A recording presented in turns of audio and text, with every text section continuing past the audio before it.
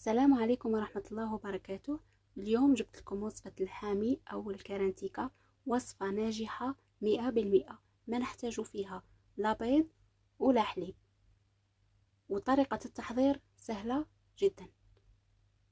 إذا نمر طريقة التحضير. في إناء نحتاج غرفية ونص حمص مطحون، نضيف لها مغرف كبيرة ملح، مغرف صغيرة كمون، مغرف صغيرة حبة كحلة، نص غرفية زيت، ونضيفه 5 غرافي ماء وربع، 5 وربع ماء.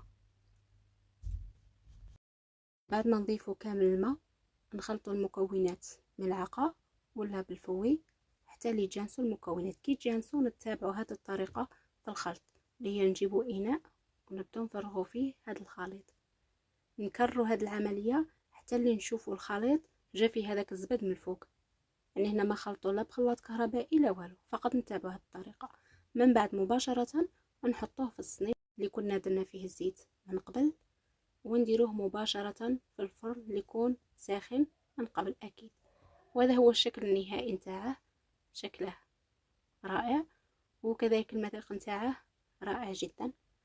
هذه الوصفة ناجحة 100% على ضمانتي. جربوه واعطوني رايكم. مع السلامة.